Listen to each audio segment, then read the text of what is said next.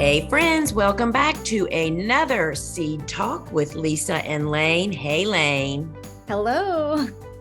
Well, folks, today we have a good one for you and we'll jump into that. And if you want to learn more about the Gardener's Workshop and the work we're doing, you can drop in over at thegardenersworkshop.com.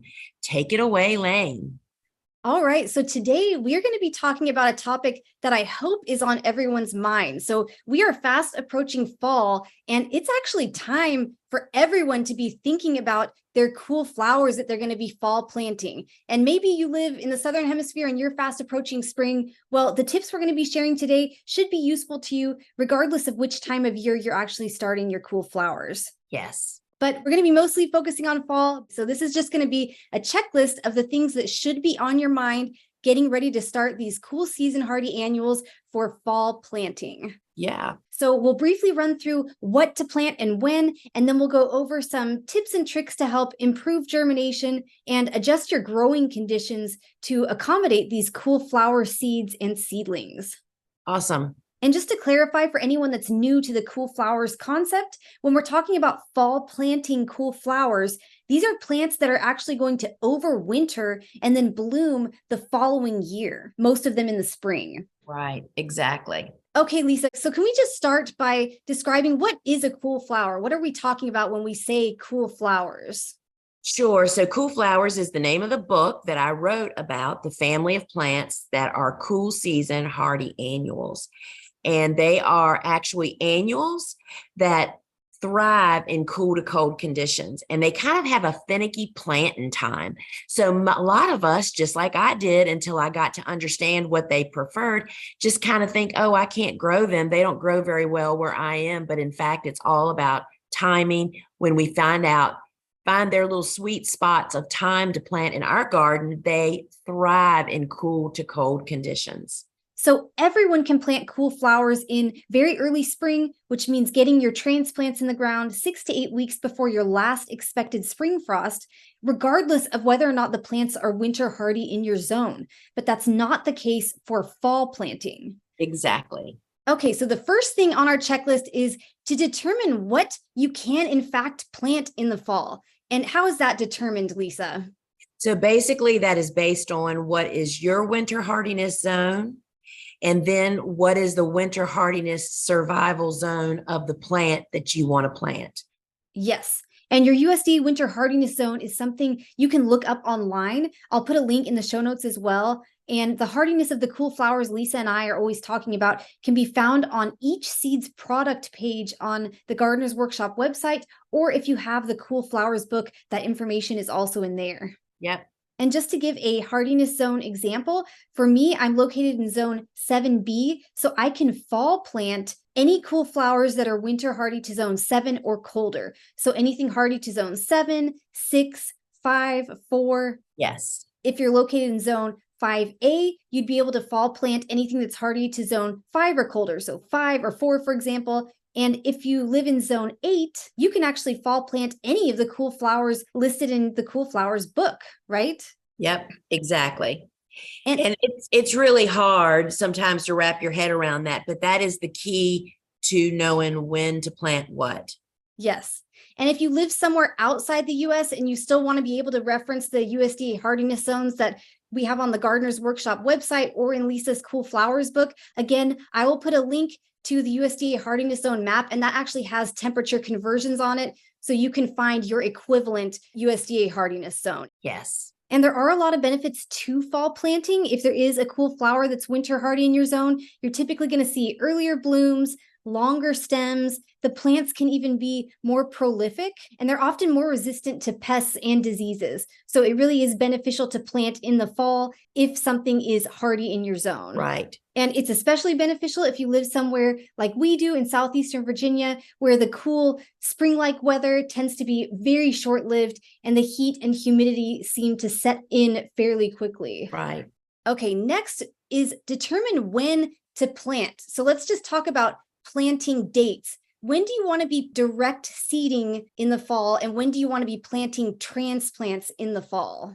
Sure. So when you direct seed, the first thing to remember is you have less wiggle room than you do with transplants. The optimal timeline is 6 to 8 weeks before your first historical fall frost. So that means 6 to 8 weeks. Mine is mid-November. So that would mean mid-September to the 1st of October is the optimal time. And that's what we pretty much need to focus on for direct seeding. Now, it's the same timeline for transplants. That's 6 to 8 weeks before your first frost. However, because a transplant has already gone through the sprouting stage indoors, you can kind of push that 6 to 8 weeks a little further along. You can plant later is what I'm saying. They just need to have enough warmth to get their roots to kind of establish. Right. So if it's a seed that prefers to be directly sown in the garden, you'll be doing that 6 to 8 weeks before your first expected fall frost based on historical averages. If it's a transplant, a seed that prefers to be started indoors, you'll be getting that transplant in the ground 6 to 8 weeks before your first expected fall frost, or you could push that closer to your frost date. If you're just starting out, though, it's usually good to stick with that 6 to 8 week mark. Yes. And just like your hardiness zone, your first expected fall frost date is something you can look up online. It's based on historical averages, and there are various websites you can reference to find your first expected fall frost date. Yep. Okay, so to get transplants in the ground 6 to 8 weeks before your first expected fall frost, you also need to know when to start those seeds to get them to a transplant size by that date. And we have an entire episode where we went through and calculated with a calendar and using actual dates to show you when to start your seeds when you're starting transplants. But do you want to just briefly touch on this, Lisa? Sure. So, I mean, it's literally sitting down with a calendar. When is my frost? When am I supposed to plant? How long does it take me to get a transplantable size plant? And then count back. I mean, it's literally sitting down with a calendar. Right. So if you want to plant some transplants out 6 weeks before your first expected frost, and it takes 4 weeks to get those to a transplant size, you'd actually be sowing those seeds indoors 10 weeks before your first expected fall frost. And like I said, check out episode 25 because we went really in detail about how to calculate your seed sowing date. Yes. Okay, now we're going to talk about determining how much seed to start. And this is another one that's going to depend on the method you're using to start those seeds. So if you're direct sowing a seed, Lisa, how much seed do you start relative to the number of plants you hope to end up with? Probably it's easy to say, I would say 3 times as much. So I try to drop a seed or two every couple of inches, assuming that the spacing is 6 inches apart. So that means it would have been 2 seeds, but you're actually going to be putting 2 to 3 seeds every 2 inches. And that allows you to have a higher rate of success. And yes, you will thin ultimately. Yes. And the conditions when starting outdoors versus indoors, they're not these ideal optimized conditions. And you're contending with things like wind could blow some of the seeds away, rain could wash some of the seeds away, an insect or a bird could eat them. And it's also more difficult to maintain consistent moisture levels compared to indoors. There's just a lot of stuff that can happen when you're sowing seeds outdoors. So you always need to sow a lot extra so that you hopefully have a nice thick stand of plants that you could come back and then just thin out the excess. Exactly. Don't you think it's less painful to thin than it is to not have any plants that germinated? Oh, yes. Yes, definitely. Okay. And then if you're starting seeds indoors, how much seed do you start relative to the number of plants you want to end up with? So I normally we start with a focus on starting twice as many plants as we ultimately need out in the garden. But that can vary depending on the cost of a seed. If it's a high dollar seed, which usually means that it has stronger germination, we don't go that high. We only do like 20%. But we want to plant only the best transplants, and we like having transplants to select from instead of thinking I'm planting every single plant. And then we just compost any leftovers. Yes. And also something you'll get used to as you start more different types of seeds. There might be some seeds that you just know you tend to consistently get really good germination on, and maybe you don't feel the need to start quite as many extra of that. And then maybe there are some seeds that you tend to struggle with in your growing environment, and you might want to start double or even more the number of seeds than you actually need. Yep. And also, Lisa, we've talked before about how sometimes it's just a matter of space of what's actually on your tray. So like for me, if I'm using the 3/4 inch soil blocker and that makes 20 small blocks, and even if I need 12 plants or just 10 plants, I might just go ahead and fill that block up because that's Yep. the easiest thing to do. And you do something similar to that too. I do. I try to fill complete clusters of blocks or a tray on for larger volume. Yep. Right. But the bottom line is always start more than you need so that Yeah. you end up with at least the number of plants that you're hoping to get. Yes. And the other thing is to make sure that that seed that you're actually using is still viable. If it's really old seed and you just want to take the chance and try sowing it, that's fine. You can do that as a home gardener like myself. I will do that a lot of times just because it's okay if maybe something doesn't turn out. If you're a farmer and you're really counting on having a particular seed, you might want to make sure in advance that that seed is still viable. You could do a germination test, and that can tell you if you need to order more seed right away in case you have your Right. heart set on a particular flower or you're relying on having that if you're a farmer. Okay, and then for cool flower seeds, an extra little step that helps to make germination even better is to pop those seeds in the freezer for a couple of weeks prior to sowing them. Can you explain the process for that, Lisa? Sure. So we like to store our seeds in airtight containers. That can be Ziploc bags, glass jars, plastic containers. I prefer, because of the volume that we do, we often use very large Ziploc bags. So I want to store my seeds. So we get our container, we put our seed packets in it.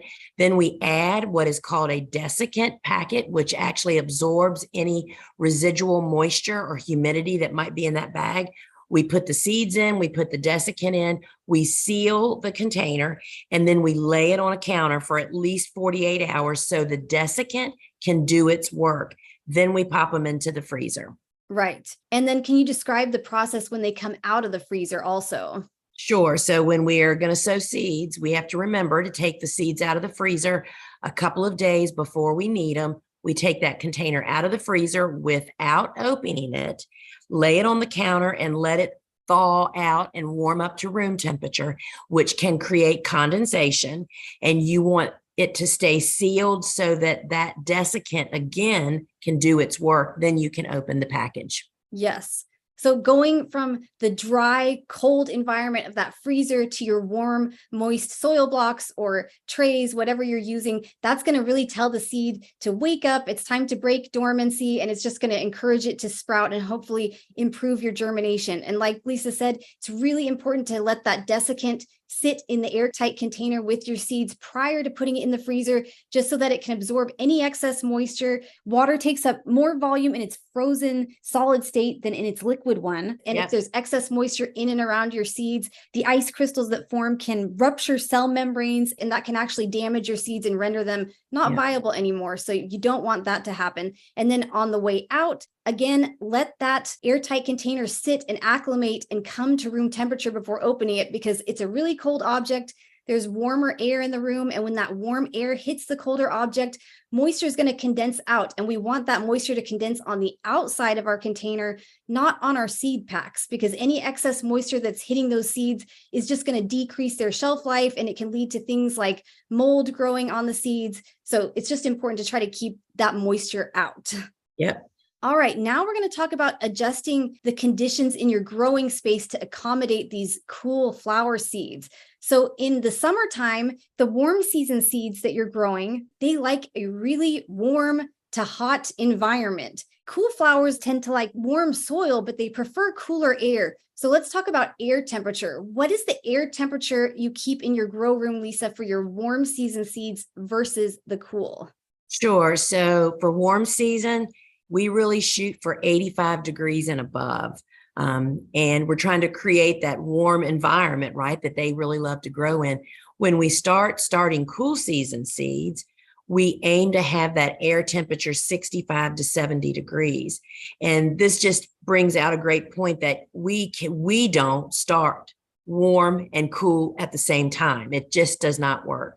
And if you do have a space where you're not able to cool down your room temperature, if it's a lot warmer than that, you may have to make some other adjustments which will lead to our next point. So if you have a room temperature that's somewhere in the range Lisa just described, 65 to 70 degrees Fahrenheit, there's a little trick you can do with your heat mat that helps give these seeds a little boost of warmth, but not the full dose that our warm season seeds might enjoy. So how do you adjust the heat mat setup for these cool season seeds? Sure. So all seeds, in my experience, generally like consistent warmth.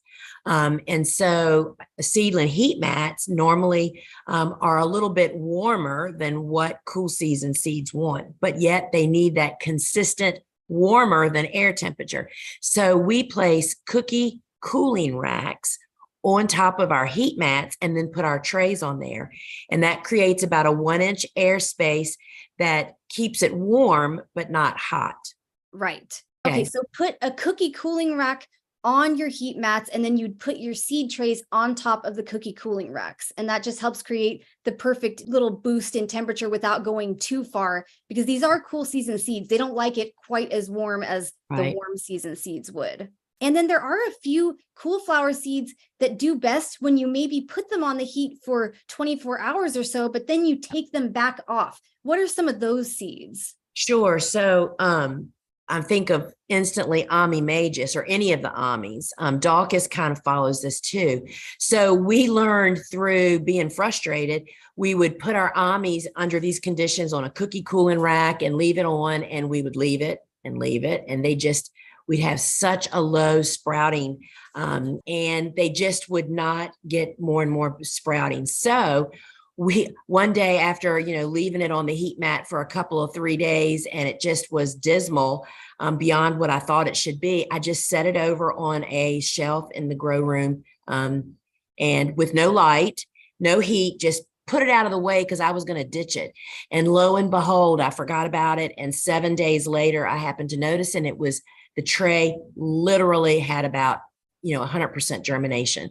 So what the practice that has led to is that we put it onto the cookie cooling racks on a heat mat for about 24 to 36 hours to kind of warm it up a little bit. It's almost like it wakes it up and starts it thinking about germinating. Yes. Then we remove it from the heat and set it over on a shelf. It is not under a grow light. It's just sitting in a regular room, and we get excellent germination. Yeah, that's a really great trick. And then if you have a room that is significantly warmer than what we're describing, you may need to experiment. If you're not getting the results, you're not getting good germination on all of your cool flower seeds, you might need to try eliminating the heat mat and seeing if that solves your problem. Right. Yeah. And, the way that we control the air temperature in our particular situation is during the warm season, my grow room door is kept closed. And then we have in that room, the heat mats are in there, the grow lights are in there, and it's south facing. So it naturally gets warmer and there's no real air circulation. It's just the door's closed. When we start for cool, we leave the door open. The adjoining building that it's in is air conditioned. So that immediately provides us with that air temperature. Yeah. So just take your own room temperature, your growing conditions into account. And if you're not seeing the results you want, just know that the temperature is very often a problem with these cool flower seeds if you're not seeing the results you want. So you might have to adjust something. And I've mentioned before, my growing space gets really cool in the winter. So an adjustment I have to make at that point is putting the seeds, my cool flower seeds, directly on the heat mat. So that's kind of a reverse process of what we're talking about now. Right. Okay, and then this is a tip that applies to any seeds, but it's always a good idea to use something to help retain moisture at the surface of the soil. So Lisa, you tend to use wide weave burlap for that purpose, but that's for cool and warm season seeds. Yeah, we prefer that because it allows air circulation, but yet it traps the moisture on the surface, which is where we sow a good deal of our seeds on the surface of the block. So it really helps and aids in germination. And then as usual, you can remove your trays from the heat mats and remove the burlap once you see around 50% of the seeds showing some signs of germination, including cracking, and then make sure to get them under lights. Yes. All right. And then our last tip to get ready for your fall plantings is to make sure your beds will be prepared on time and to get all your other supplies ready. So your seed starting soil, your fertilizer, you can have your hoops and row covers ready. What else can you think of, Lisa? Yeah, hoops and row covers are something, and the weight bags are something that I feel like people kind of forget about until an Yeah. unexpected cold front is coming and they are totally worried about killing their transplants, which doesn't normally happen, by the way. But we always have enough row cover to cover our entire garden. That way I don't feel vulnerable with that.